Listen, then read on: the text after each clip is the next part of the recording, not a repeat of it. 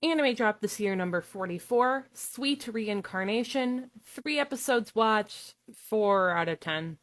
One thing that I have discovered in watching the trends of modern isekai more closely over the last year is that it really helps when the protagonist of a series has more of a goal than just surviving or exploring a new world that they found themselves plopped down into. For instance, Ascendance of a Bookworm has the basics of Mine needing to survive because she's in something of a pitiful state, but her need to survive is fueled by the fact that she wants to get her hands on books and make her own so that she can really be surrounded by them. In the process, she picks up secondary goals, like improving the living situation of her family and that of the children in an orphanage.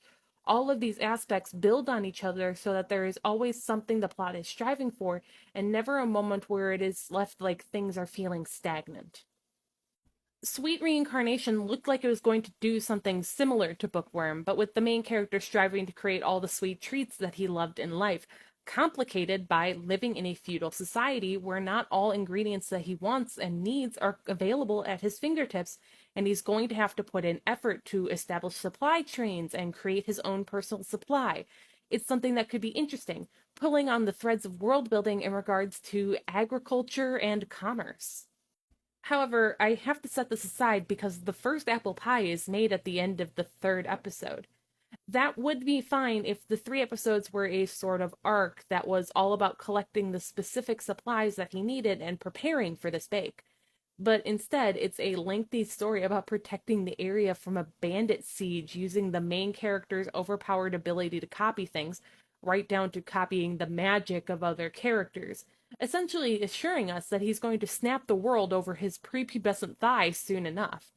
There wasn't even an interesting story as for how the apples fell into his hands, like maybe having the luck that a bandit had brought them with, tying them in as a reward for beating them.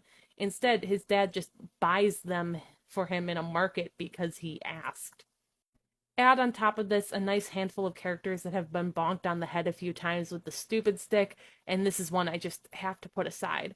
Always a shame when something that seems like it actually has potential is kneecapped by the author's inability to consider world building beyond the generic isekai starting block.